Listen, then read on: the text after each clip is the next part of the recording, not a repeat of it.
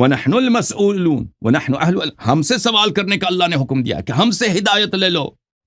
اوہ ہدایت کن سے لینی ہے؟ کن سے لینی ہے لوگوں؟ ہدایت آل محمد علیہ السلام سے لینی ہے، ائمہ اطہار علیہ السلام سے لینی ہے. اب بھائی میں کوئی غلط کہہ رہا ہوں، ہدایت کرو میری اگر میں غلط کہہ رہا ہوں.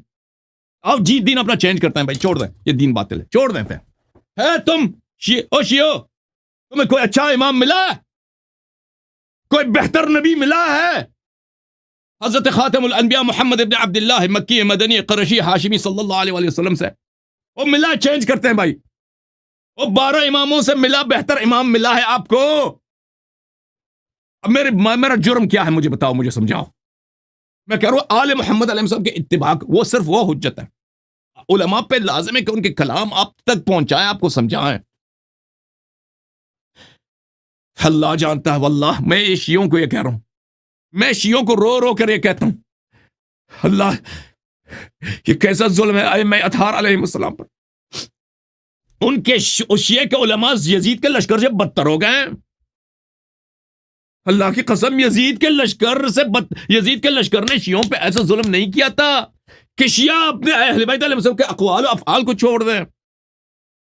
یہ یزید نہیں کر سکا، مراجع نے کر لیا ہے، مراجع نے کر لیا ہے.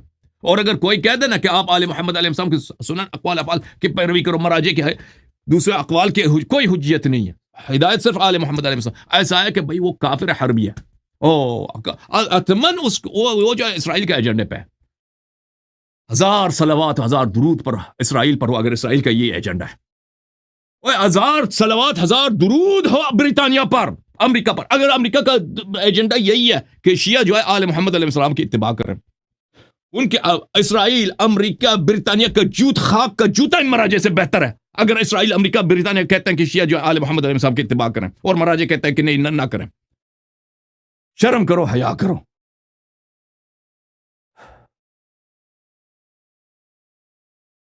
کتاب و سنت آپ کو سمجھ آ ہی نہیں سکتی، جی آ ہی نہیں سکتی. کیا سمجھا دیں، خاک سمجھا دیں آپ کو.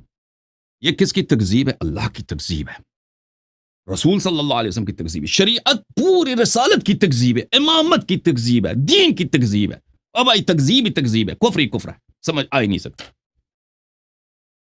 آن کی لہذا فرمائیے کتاب الاصول من الکافی للکلینی رحمت اللہ علیہ، الجزء الاول، چاپ دار الکتب الاسلامیہ، کتاب فضل العلم. کتاب و سنت کے علاوہ کچھ بھی نہیں تھا میرے عزیزوں، وہ کتاب و سنت کے علاوہ کچھ بھی نہیں تھا.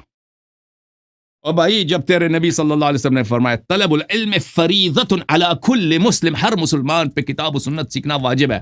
اور کوئی یہ ملاعین یا کفار آ کے کہتے ہیں کتاب و سنت تو وہ دونوں ممکن سمجھ ہی نہیں آ سکتی. جی اور بھائی یہ پیغمبر کی تکذیب ہے کہ نہیں ہے؟ خاتم الانبیاء صلی اللہ علیہ وسلم کی تکذیب ہے کہ نہیں ہے؟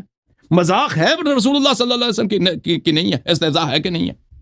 اور یہ کفر ہے کہ نہیں؟ کفر اور کیا چاہیے تمہیں کفر سے؟ اگر یہی کام عمر کرتا، اللہ جانتا کہ شیعہ علماء اس کے ساتھ کیا کرتے، اس کو ایسا روسٹ کرتے نا.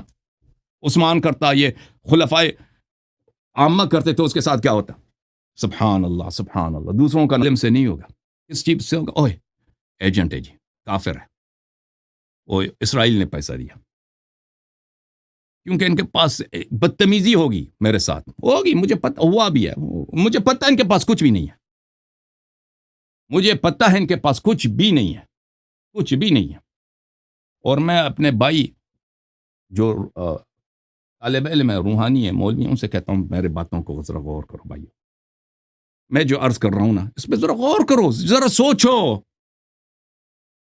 ذرا سوچو، ذرا غور کرو.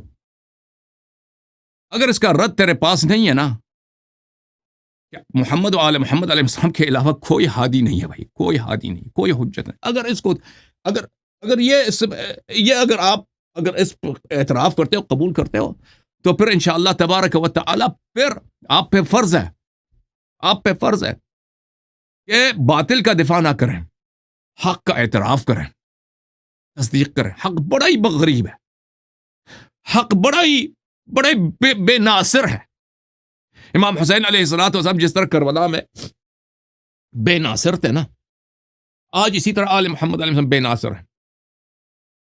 ان کے مقامات پر ان کے اعداء نے قبضہ کیا ہوا ہے، ان کے حجیت کا مقام کا انکار ہو رہا ہے ہر طرف، شیعوں میں بھی، مخالفین تو ویسے بھی وہ منکر۔